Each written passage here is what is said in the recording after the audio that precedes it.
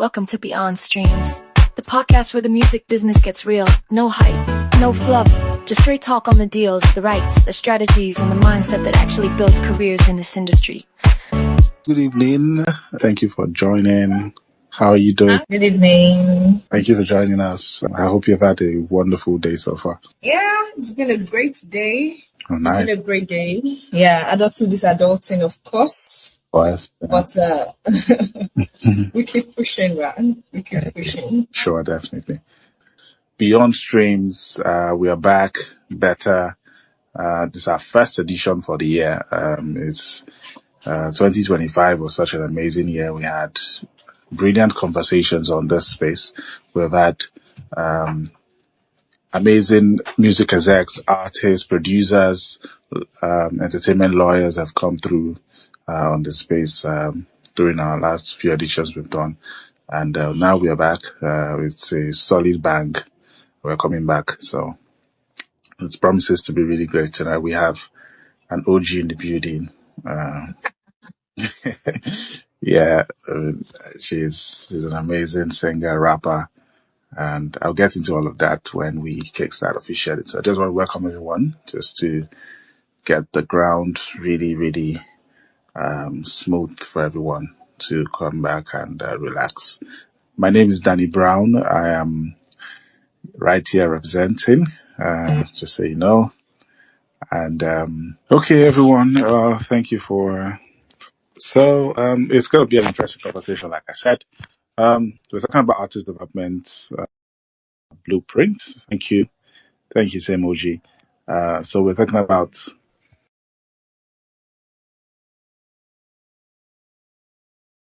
across every areas of the music, the brand, and everything in between. So first of all, before I proceed, let me introduce our wonderful speaker. We're taking time to join us on the space. So we have Joanne Augusta Edagoya, Fox known as Say OG. She's a Nigerian singer, writer, and rapper. And she's characterized by dynamic ability to rap and sing. I was quite intrigued by that. And she has a major voice in Nigerian Afro gospel scene. So her genre is majorly Afro gospel, and that's amazing. And throughout her career, she has released several projects, collaborations, including the Afrobeat Gospel Project, and the most recent of our projects, Healing Streams album with David Kennel. We would also, during the course of the conversation, we'll talk about our album. She's going to give us a little bit of tidbits, how the whole process went, the inspiration she had behind the album, and everything in between. Okay, so thank you everyone for still joining in. Like I said, my name is Danny Brown, representing Jersey International. We are a right management company. We give you expert services in the music rights management space, from your catalog, distribution, to legal services, to catalog management, like I said. And we do everything in between to make sure that all your rights are well protected. You do not leave any money on the table, and there's no cost to say I die no in the ever-changing music ecosystem, as I put it. So it's quite nice to have everyone join us. It is the 360 Artist Development Blueprint. So when you hear 360, it is all around, everything that it entails. 360 Blueprint, and just the skill that you have beyond studio. Okay, so my first question, let's start off the conversation real quick. Same OG, I can hear you loud, clear, crisp. Thank you. All right.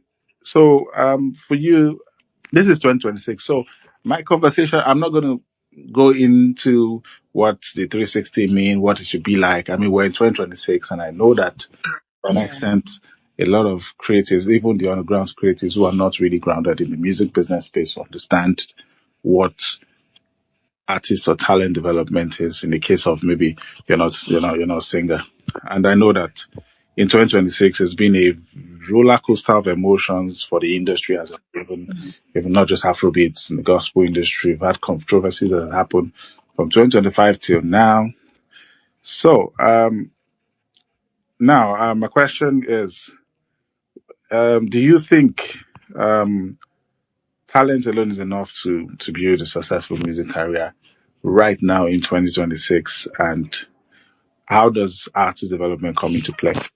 All right. Brilliant question. I will start off with saying something that sounds controversial, but I'm just going to say it anyway. Okay. And that is talent is not a career. And I'll say that again. Talent is not a career. Now, talent can get your attention, but it's the skills that will help you build a career, right? So yes, the artist who will develop only musical talent is sort of not prepared for success because your career is 360, it's your life, right? So yes, many artists will spend time developing their voice, but however, your career will require more from you. It's going to require, different level of skills, your communication skills, your relationship skills, financial management ability, your branding, business acumen, even emotional intelligence, and also the truth is we cannot say that we are using talent, to drive success because a lot of creatives are trying to build a music career, but I think we should be building a life. So that's where I'm going to take that from. Yeah. Wow.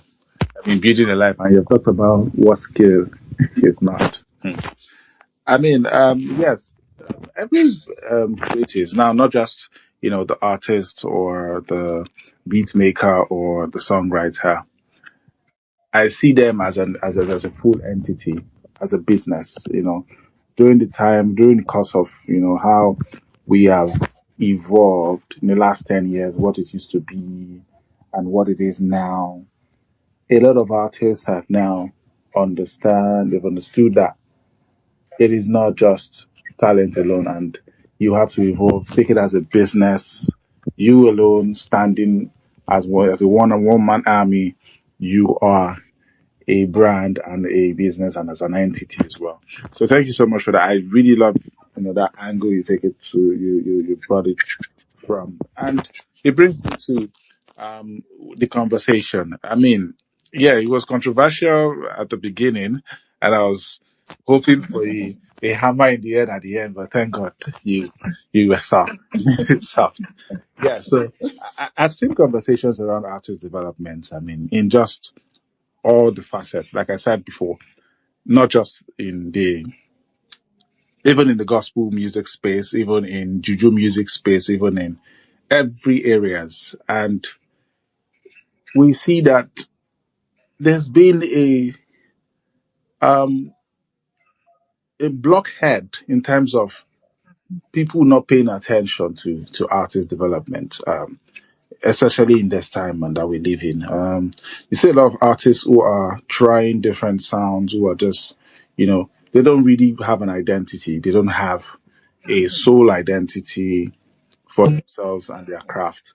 And they're trying different sounds. They're just there mixing Afrofusion, doing this. And at the end of the day, there's no proper um, background. There's no artist development. There's no structure. They're not going to studios. There's no rehearsals. I remember, back then, I used to be in the choir, and you see, we used to have voice coaches. We used to have people who, I mean, we have had reality shows that has come through MTN Projects Fame and the likes, and they go through series of artist development phases, and they build the artist. They do all of the branding, teach you branding, and they teach you many things you have to know that will stand out for you. And like I said before, it's a business. So, for you, ma'am, can an average artist, now I'm speaking for a regular artist who's just coming through, Yeah. Can an average artist with an average music Mm, perform more than a talented artist who has gone through excellent branding? And this question is very, very. It might sound like what am I saying? Sometimes because mm, we know that we say talent, and some persons might be really good, sharp singers, know how to hit the right notes, but average music. Can an artist mm, with average music, but maybe some touch of excellent branding can he outperform a artist that's talented? So who had it is average but small, he gets more branding. You think can outmatch an artist that is really talented that God gave the artist the talent? mm. Okay, so talking about God gave the person the talent, I'm sure we are quite familiar. Those that are of the Christian faith are quite aware of the story of the talents. It's even called talents, where God gave all of them, but even one of them that God gave, that one still go bury him. And God could not help him. So I think gone are the days where you just think because it's God given, it automatically will outperform whoever is putting in the work. And I'm also going to talk from personal experience here because there's so much you can do.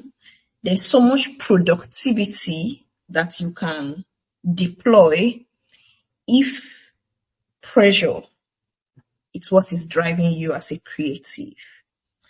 And I'm going to say this from my perspective and for every creative here listening, because the music is expensive. I'm happy I'm speaking with Dorothy team who offers music business services, right? And there are so many funny data that backs up the kind of competition that is out there for musicians, right? Now, of course, we know that there's a data that says, every day over 100,000 new songs are distributed globally, right? And in addition to that, there are almost 10 million, artists globally, of which about 99.9% of these people go undiscovered and they are in developing stage. So what that means is you can't come out just because you are talented. What is distinguishing you? What kind of songs are you doing? How have you even identified yourself? And how are you growing? And a lot of times, we know popular stories. We know all the stories of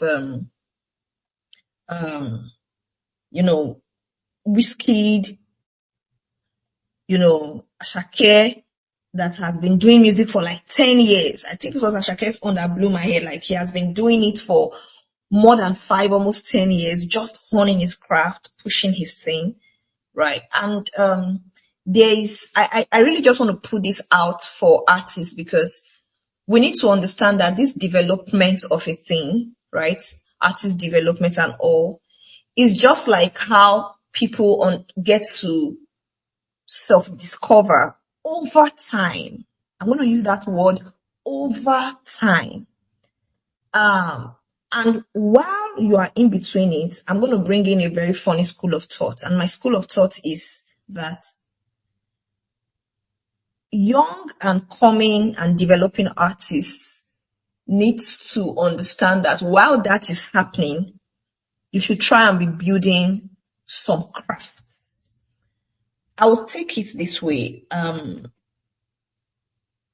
Like you said, you can call me an OG, right, in music. And part of what has helped me to be consistent, of which in the midst of consistency, I refined, retuned, and understood my sound, was because I realized that as a developing artist, the money it may take to sustain my living may not come only from the streams, So we are back to skills.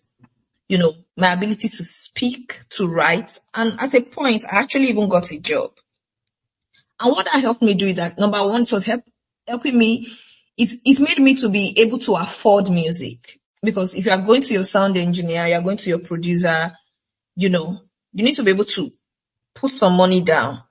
I was speaking with a music exec recently, and they were saying that the kind of artists they are looking to sign are not just artists fresh off, just see them on the street or stuff like that. There are people that must have put in some work over time. They want to hear some catalog of music, right? They want to hear how long you've come, how far you've come. Okay, you've been doing this for 3-4 years, right? They want to understand your goals and dreams. But in those 3-4 years while you're developing yourself, how are you going to eat? How are you taking care of yourself? How are you affording to develop? How are you attending courses, right? How are you even affording to be able to go for networking? These are some of the things, because I'm talking from the artist POV. These are some of the things that frustrates people, especially artists, that now make them drop the whole music entirely, or start looking for unrealistic expectations from some of their music partners. Somebody can just expect now that I gave this particular publishing house 3 of my songs. I expect, say, suppose don't they generate like 5 million every quarter, right? It doesn't work that way. So some of the secrets I did, those that have been in gospel will understand what I'm trying to say. There was a time where those of us in unconventional music, I'm going to use unconventional music because we are not the, let me say, temple worshippers. So they don't invite us for songs, for ministrations, or for performances every now and then, right? And there was a phase, or there was a time where a lot of those folks got angry, like, platforms will not invite us. This one will not invite us. We just there, they do music. Some go the balls. We'll go to, maybe we'll manage to get one show in 6 months. We'll go scatter everywhere. But eating, taking care of yourself, looking the part is a daily affair. So while a lot of people started getting angry, we released songs, throw it on the walls, no enough money to promote. I just had a nudge to hone some skills and try and get a job. Right. Of which I did. And I started learning events planning, stuff that was still like complementary to the music, communication, and some skills. And it got to understand where a lot of my guys that were frustrated and left music entirely, right? And just abandoned the whole thing. I did not. Why? Because I had something that was still feeding me. So what that means is that I could be consistent. I could still afford to release jams. I could still afford, at least I dey eat small. When it's time for music, doors were opening and all. So at the end of the day, it's now becoming like a double-edged sword reality. Remember the statistics I said that, of all the 10 million global artists, over 90.5% are undiscovered. So what are the odds? So I'm not sharing this to discourage anyone. I'm sharing this to make us realize that we should go into these things with our eyes open, right? We've seen one-hit wonders artists that became broke over time. Let's not lie. We've seen stories of this song. For the OGs go know this song now. My baby, you're the one that I'm calling. What is it called that guy name? I think it's PH. It's an old artist, and there was it 2 years ago on Twitter? People shared pictures of him, right, in the streets, now hungry and everything. So I'm saying that talent is definitely enough. Artist development is important. And while you are doing your artist development, please also develop some skills, life growth hacks, work with the right distribution publishing houses like Dorothy, so that they are taking care of things that can come out from the music, but you also need to develop yourself. A typical example of what I'm talking about is the likes of, Mr. Easy, that has said stuff like, you can hear him saying that I'm a businessman first, right? We've seen the likes of, yes, there's the Don Jazzy, started off as a music artist, him and D'banj, but went into, full business, growing his business and all. So, I know some people know that Tubaba owns Rumors nightclub, you know, you know, even Davido that I think is everywhere. He has equity in Mattel, right? So we have to it's important to talk about that because we have a lot of frustrated artists in this part of the world who are not seeing how important that both artist development is, and even more especially skills and life development. They go hand in hand. Yeah. Thank you. Wow.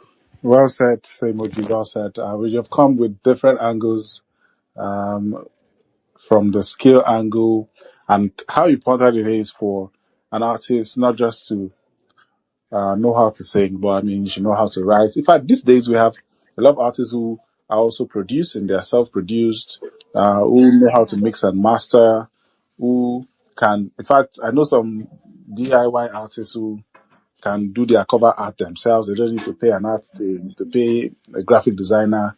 You know, they get to run any of their stuff they are doing again, share with their friends. So sometimes it can be really crazy with the landscape in Nigeria, given how it is, and some artists may not have money to really, go through all of those phases. And I've had conversations with some artists about artist development. They say, okay, you want me to, okay, do voice training, okay, branding. Where am I going to get the money from?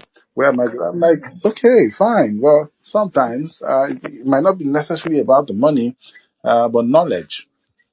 So, knowledge, in terms of how you get to navigate these curveballs. So, it's quite important that as an artist, you must, leverage skill. Skill is the key thing, and it's one of those things I picked, from what you just said. Thank you so much, Semoji. Thank you everyone for joining. I see some new people joining us. This is our official space right here, the D360 Artist Development Blueprint, and we're looking just beyond studio and how artists can stay relevant and develop their craft.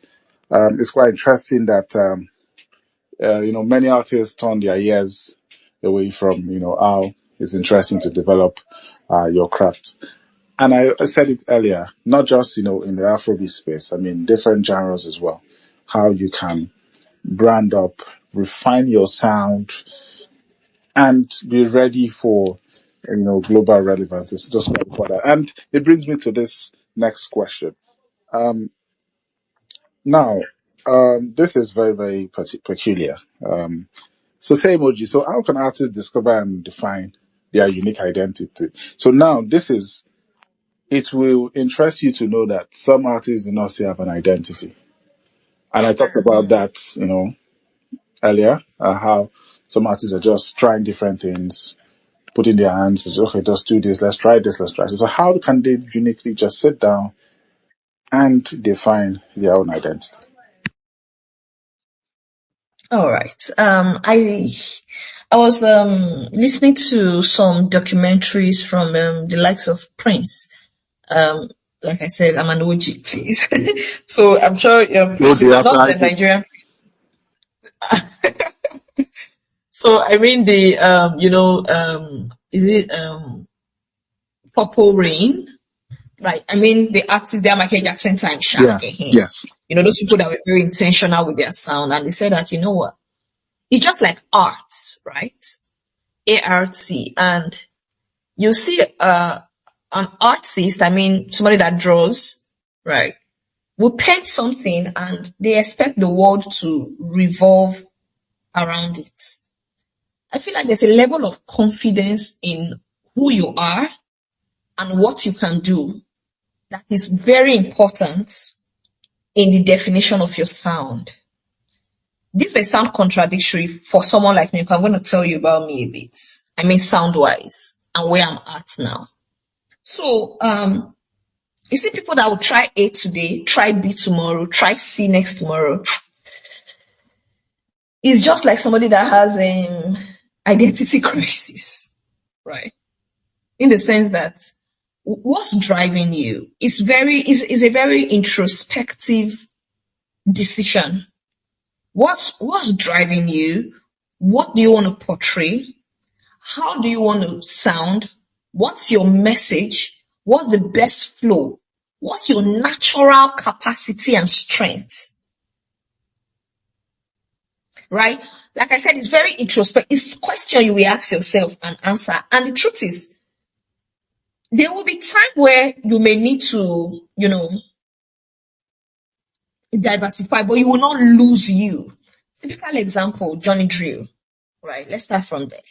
Johnny started with a kind of sound, it was not street, it was not filler, right? It was his sound. However, over time, the tempo had to, increase. He had to put some afro in it, but it did not change his sound. He still sings like that. He still has that melody, right? It's the tempo of the song that changed the beat. Now, for someone like Semoji, I was rapping, like full rap. However, I noticed that, and that was a time where there was just worship music and hip hop. And I think it was a global reality. Like a lot of people were rapping. However, the target market and the global market, the target audience were listening more to Afro sounds. And during that period, I released a song that I rapped on it, but the beat was, it was not so much hip hop-ish. It was more of Afro beats. And that particular track gained a lot of attention, right? And I'm like, oh, okay, something is happening here. I think people are feeling the Afrobeat vibe. And I started releasing a bit more Afro. I still maintained the rapping, singing. So it was not like rapping, singing, right? It was just like rapping, singing. Now, did I change my sound? No. Did I evolve with the time? Yes. But was I now jumping from rapping, singing today to Apala tomorrow, then to Fuji next tomorrow? Then no. So I feel like when it comes to owning your sound, it starts from knowing who you are. And you must self-reflect as an artist. You must self-reflect. And while you are self-reflecting, you must understand the times. Anybody now that comes and is releasing songs like the way they used to produce it, let's say you want to be the next female Afrobeat star, and you now go and start studying Oyeka Welu and Brenda Fassie and those old OG, those are not the OG, those are mama. And you now want to bring their sound, and you're not infusing modern sound listening into it, then there's an issue, right? So the main thing we must do as creatives is to know who you are, understand your strengths, right? And right from there, then over time, you'll be able to study the tides and know if there will be little tweaks. Now, the truth is this, there will be tweaks. I was speaking with someone like Mike. Was I speaking with him? Well, yeah, Mike Abdul, right? So, and someone was asking like, how have you stayed consistent since Midnight Crew? Like, you don't, and your sounds are still. Shay, he was the one that did Ojoro last year and everywhere scatter, right? But if you hear him, if you listen to a Mike Abdul sound, it's still the same. It's still the way he sings. However, he's not singing the way he was singing some 15 years ago because sounds are changing. However, by sound, I mean beats, but your own unique sound. So part of your own unique sound will be your voice. It's shocking when, some people, they want to sing exactly like Rema. I think I've seen a lot of young artists. When you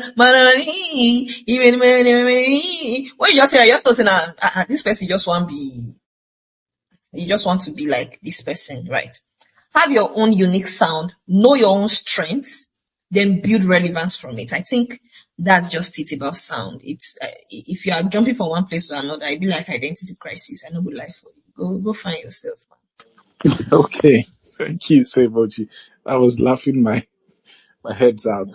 I mean, um, I love the way you use all these case studies and you just make it so natural and real and relatable for everyone on the space to be able to read it. But sometimes, too much of English, uh, for some artists in this our time, can be very, very crazy. Sometimes you have to break it down pidgin in some languages that they would understand because it takes a whole lot. Yeah. Artist development, grooming an artist, working, building a sustainable career is a whole lot of work. So in some levels, if you're an A&R, for instance, and you're trying to develop an artist, some levels you have to bring in pidgin and some, if I speak Patois or Swahili, if for the artist to be able to relate and understand that this is serious business and it's a long journey ahead, but the road is very, very, very edgy.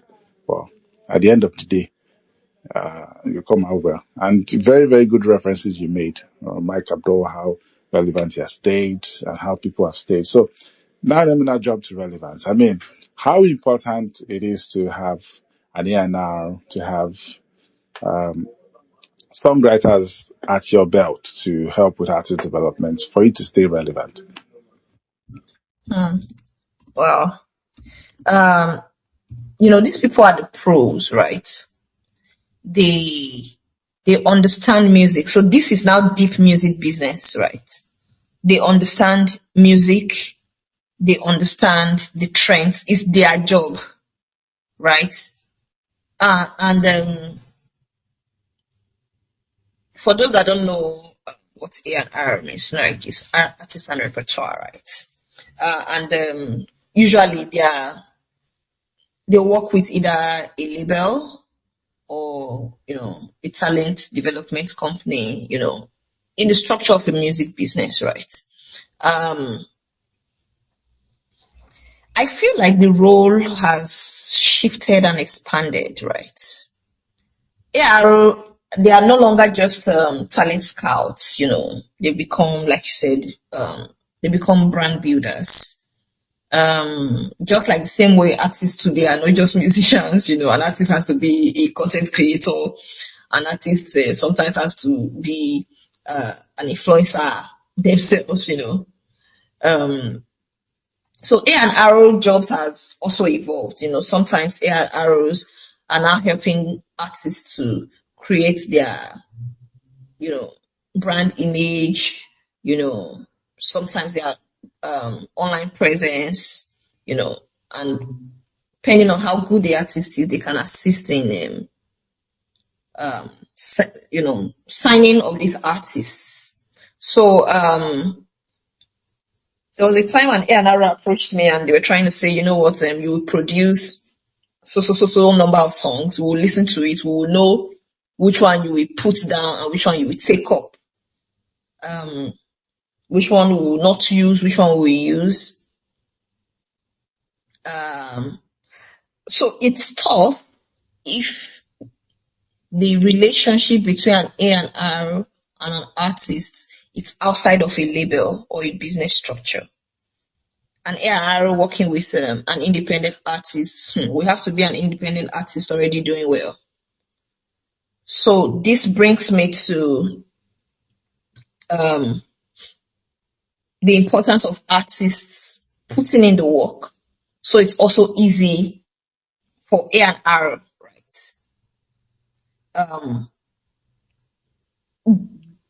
How do I say that? I'm trying to look at this in reality, right? Because the truth is the number of artists that are blowing, the number of artists that are signed to record label versus the number of artists available, right? It's like 10,000 ratio 1, right? So what you can do to put yourself out, remember that sometime in the conversation I said something that a lot of the people I know that have platforms that have label, because it gets to an extent where artists now have their own label. We all know that's right. DMW, Davido has his own label, Spaghetti Records, that's Mike Abdul. Limo Blaze has his own label, Younger Chosen, and a lot of, people. And speaking with these people, the kind of things they are looking for is that you should have been able to put some traction. I mean, artists should have been able to do some work, show some workings. So depending on the time an A&R comes, the question is, can you choose the right songs for yourself? If you can't, do you have friends that they may not go by the label A&R per se, but they have ears for music and maybe they even know your sound and they can be able to advise that, I think you should release this one. You should tweak this one, tweak that one. But if you have the label, if you have the business structure, or you have the money, or you have, you want to split share. There are so many ways now to say, okay, I'm working with you as my A&R, where the goal is that in 3 years' time, I want to be within the confines of a structured music offering, maybe a label or any other thing to sign up on. But in this 3 years' time, I'm only able to afford to give you ABC, right? And in that ABC, let's both now work as partners. You can drop something and say, okay, while we are running this, if we get a label, you get so percent. But in the interim, right, if you're able to build my image, this one, I feel they give you 50 kobo every month or 50 million every month if you be Dangote stepson or whatever, right? So, but it's very important to work with an A&R. It's very important to work with, a music talent development agency. And if you can't afford that at the moment, it doesn't mean that you should go and sit down and start waiting till a label will not even see you, right? Because they are looking for people that has workings. So yes, it's very important. Still keep building and you will attract both the right partners as A&R and definitely the right label or music offering. Yeah. Okay, Semoji, thank you so much. Thank you so much. It's been amazing. It's been quite insightful. And the interesting thing about this conversation that I really love is the angles at which you bring the answers in and the angles at which you throw everything in. You bring it in from the very relatable, very expressly free angle, not holding anything back. And it's quite lovely, and I really, really admonish that. Thank you everyone for joining us. We are the Rosie International, of course. Just so you know, we do not want to have any wahala in the next coming years or months. So I think it's best that you send us a DM, send us an email. Our admin is always available so that we help you, to structure, we help you to look out for, every sort of curveballs you have to face so that there will not be stories that touch the heart at the end of the day. And of course, not just you singing, the business side, how we can help you manage your catalog, how we can help you do so many things, Lego works, distribution and everything, so that you don't have to regret at the end of the day, and you'll be glad that you did so. So it's quite important. It's been an interesting conversation. I know some persons might have questions. I don't know. If you have questions, you can,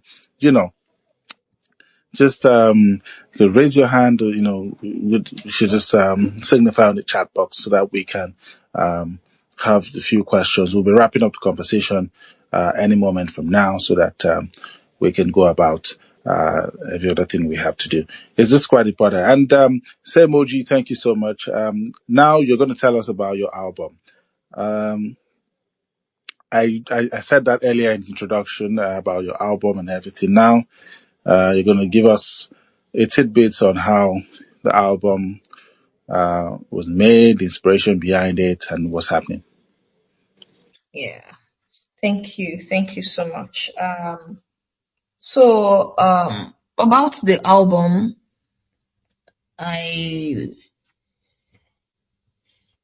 the album just came out roughly a month ago, and it was a collaborative project. For people that have done music business, it's the first time in Nigeria gospel music industry where a temple worshiper, like a proper worshiper, and an Afro gospel / street gospel girl collaborated on a full album. It has never happened. The best we've seen is 1 or 2 features that everybody is even happy about. And now we went to take a David Nkeno. Those that are familiar with him, we know that he's the kind of person that just sits on the keyboard and just, sings slow. It's like a domoy. It'd be like person when you go carry domoy, carry and call enter streets. And be like domoy featuring Bidemi Olauba. Right? Very unconventional album, a full album. And it was such an industry moment that for the album release, we had to do a convergence, of which the CEO of Durozi was also part of the panel sessions, where we had to talk about the importance of collaboration and not doing music alone. So yes, artists here, you have to definitely send Durozi a DM, because you cannot do this alone if you want to be relevant. So in that room at the album listening, we had every stakeholder: Afro Gospel represented, worship represented, platform owners represented, Sony Music. Everybody was in the room. Durozi was in the room, and we just talked about, this collaboration thing. How do we move it forward? So beyond an album, it became an industry movement. So and that's what Semoji is about, and that's what every artist should be about. You should be about the music. How do I make the most of it?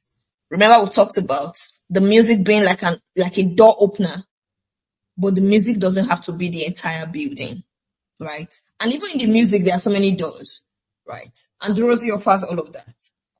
In the music, there's streaming. In the music, there's publishing. In the music, there's the legal work. In the music, there's, everything is in there. Then after the music, there's skills too. So, the collaboration album is called Healing Streams by Same OG and David Nkeno. It's available across all digital platforms. It's something you really want to listen to and see how 2 rivers started flowing as one. How streets and worship mixed together. And the reviews have been very humbling. People have said, okay, I'm listening, I'm hearing Afrobeat, but saying I'm hearing this, I'm hearing, like, what? So there's power in collaboration, and that's what happens when consistency meets intentionality, and you're able to birth more like a new sound. So yeah, that's it. Thank you so much, Semoji, for having to be on our space. It's been an honor to have you. Thank you for coming. We don't take it for granted. Thank you for everyone that has also joined. I see Ms. Mithaya Adebode, the MD of Durozi International, right here. I cite you as well. Thank you, Crucifix, and everybody. Semoji, your parting words as we wrap up the conversation.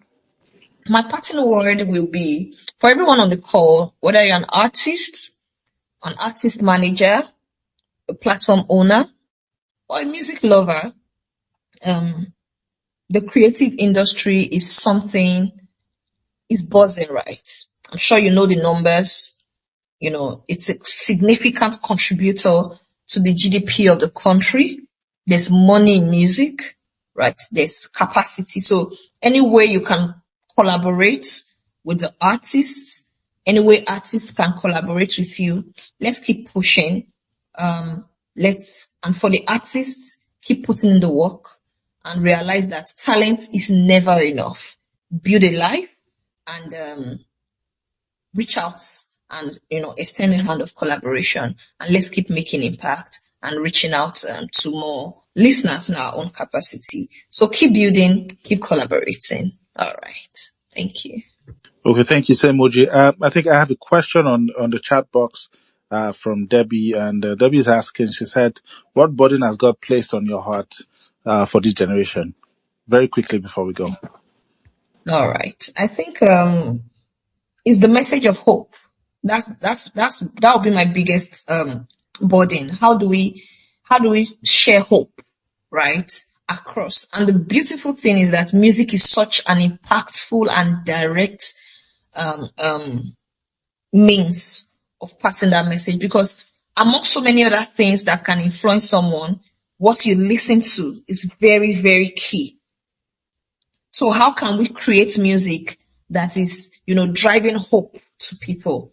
A lot of people, hunger day in Nigeria, people are swimming in Lekki, right? Nigeria is the adulthood, they shock everybody, including me, right? So how do we pass hope across? How do we pass impact? So I think the burden is, how do we keep spreading hope?